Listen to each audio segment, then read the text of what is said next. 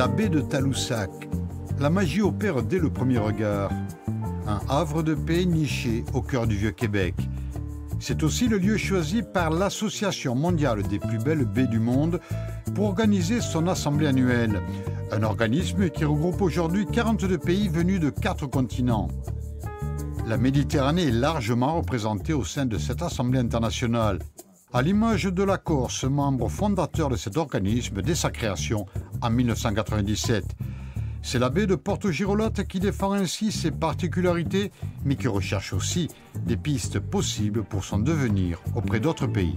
L'importance pour nous de l'Assemblée mondiale des baies, c'est que ça nous permet de rencontrer beaucoup de gens, de représentants de baies du monde entier. Ce qui d'abord nous fait connaître, et ça nous permet de lier des liens et de venir, surtout notre objectif de cette année, oui, pour les années à venir, pour les 3 années à venir, c'est de fédérer les baies méditerranéennes. La baie de Saint-Irénée, située à 2 heures à l'est du Québec. L'occasion pour tous les pays présents d'évoquer les conséquences liées au dérèglement climatique. En 2024, la hausse des températures mondiales par rapport à l'ère pré-industrielle a été de 1,1 degré. Pour la zone méditerranéenne, elle s'est élevée à 1,54 degré. Le Canada est également largement touché par ces évolutions, à l'exemple de ses sites protégés.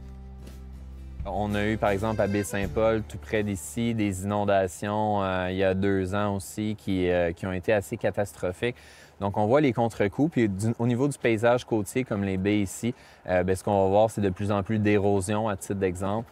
Donc c'est intéressant pour nous que la baie de Saint-Irénée se joigne à l'Association des plus belles baies du monde parce qu'en se joignant à ça, ce groupe-là, il y a des engagements environnementaux. Et il y a aussi l'étude de bonnes pratiques de ce qui fait dans d'autres baies à travers le monde. Donc, ça permet justement de renforcer notre engagement puis de prendre des actions concrètes. Au Québec, la préservation de l'environnement reste une priorité de tous les gouvernements en place. À l'image de sa capitale, cette province s'est dotée d'un plan pour une économie verte qui vise à réduire les émissions à gaz à effet de serre de 37,5% d'ici à 2030. Un plan nature a également été arrêté afin de protéger la biodiversité et restaurer les écosystèmes. Une politique offensive qui intéresse forcément les représentants des baies présents à ce congrès international. Vous savez, au Québec, on s'est donné aussi une stratégie avec le ministre de l'Environnement de protéger 30 % de nos territoires. Alors ça, c'est important. Vous savez, on a beaucoup de parcs nationaux, de parcs régionaux qu'on souhaite conserver. Donc, il y a une conscience aussi touristique à avoir quand on reçoit le tourisme d'affaires aussi, les touristes internationaux. Il y a aussi l'acceptabilité sociale avec les citoyens et les citoyennes. Mais je vous dirais que depuis quelques années, vous savez, c'est le 4e moteur économique d'exportation au Québec, après l'aluminium. Donc, pour les citoyens, les citoyennes et les municipalités régionales, je pense que la cohabitation se fait très bien. Maintenant, comme je vous dis, il faut savoir mettre les infrastructures en place, mais respecter un certain équilibre. La difficulté majeure de ces congrès internationaux, qui réunissent autant de pays et de continents, reste de pouvoir arrêter une politique commune avec des actions concrètes à définir sur le terrain. Toutes les baies présentes à cette assemblée au Québec, au-delà des échanges, sont en attente de solutions qu'elles pourraient envisager pour la gestion de leur territoire. On aimerait que cette association des plus belles baies du monde nous aide à travers leurs différentes expériences. On apprend beaucoup des autres. Et cela nous permettrait de nous améliorer, chez nous, pour nos baies. On a besoin de mettre en place des actions ponctuelles, au-delà de tous les discours généraux, avec des exemples précis sur le terrain. Tous les représentants ici attendent la même chose. Vous attendez beaucoup de cette réunion des baies méditerranéennes? On en attend beaucoup. Comme ils vivent des situations similaires à la nôtre, j'espère que l'on obtiendra des réponses plus concrètes. Nous sommes ici pour travailler ensemble sur un projet précis, en partageant chacun nos expériences et faire connaître nos actions sur le terrain.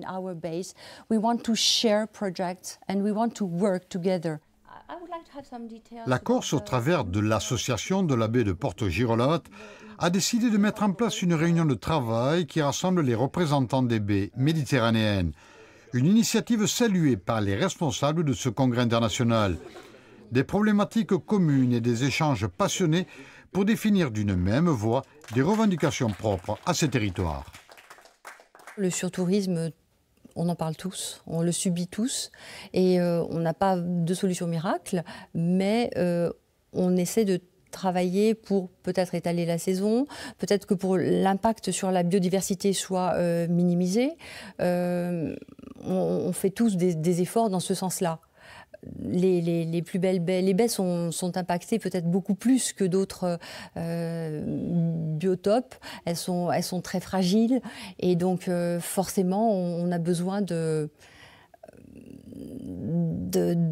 trouver des solutions innovantes et on en a en Corse.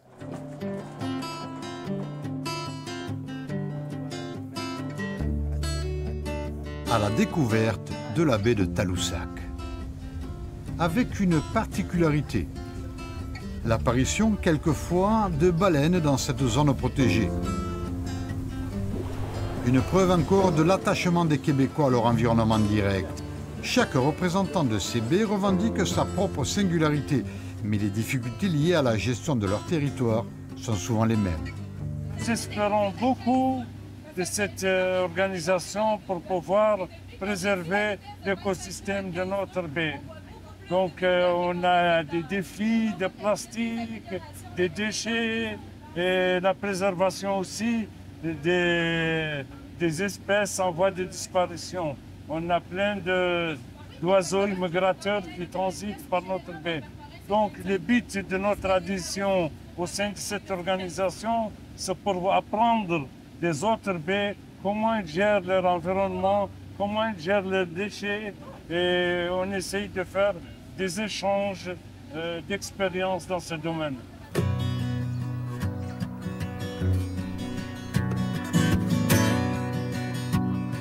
La baie des Chaleurs dans la province du New Brunswick.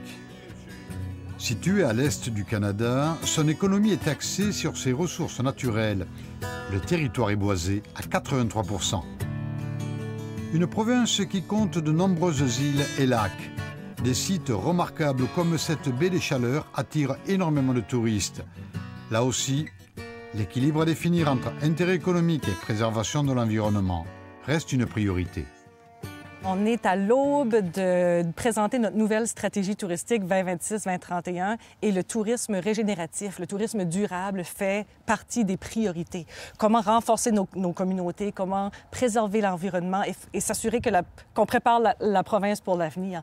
Et on s'aperçoit aussi que les touristes veulent de plus en plus d'expériences plein air, d'expériences culturelles. Ils veulent savoir goûter, c'est les 5 sens, hein, c'est goûter, entendre, voir, pouvoir pleinement savourer le Nouveau-Brunswick. Les politiques de gestion du tourisme dans les provinces du Québec et du New-Brunswick intéressent directement les pays présents à cette Assemblée internationale. Des territoires forcément très différents, mais une volonté de préservation de l'environnement qui peut servir d'exemple. Le lien qui nous unit, c'est la mer. Le lien qui unit toutes les baies, c'est la mer. Et donc à partir de là, il est évident que ce sont des sites exceptionnels, tous c'est des sites exceptionnels, mais c'est des sites aussi fragiles. Et pour cela, il faut insister sur la préservation, la compatibilité entre la préservation de l'environnement et le développement, et comme je l'ai dit, surtout le développement touristique qui touche de partout, qui touche le monde entier. Dans 2 ans, cette Assemblée mondiale des plus belles baies du monde célébrera ses 30 ans d'existence. Au-delà du nombre croissant de ses adhérents, il faut qu'elle impose sa voix sur le plan international. Je pense qu'il faut passer à la vitesse supérieure. Il faut vraiment qu'on soit reconnu sur le plan international pour ce que nous faisons. Nous sommes conscients des enjeux, le changement climatique, les problématiques, et nous sommes les gardiens. Si nous-mêmes, nous sommes condamnés à subir des problèmes, ce n'est pas que nous, c'est tous les habitants qui vont souffrir. Donc on a ce rôle de responsable et on va s'appuyer sur nos baies pour organiser une défense collective de la protection environnementale. Où que j'aille, je suis un morceau du paysage de mon pays. Un vieux proverbe albanais qui reflète bien le sentiment, ici au Québec, de tous les représentants des plus belles baies du monde. Ils ne revendiquent que cela, préserver l'avenir de tous ces sites remarquables.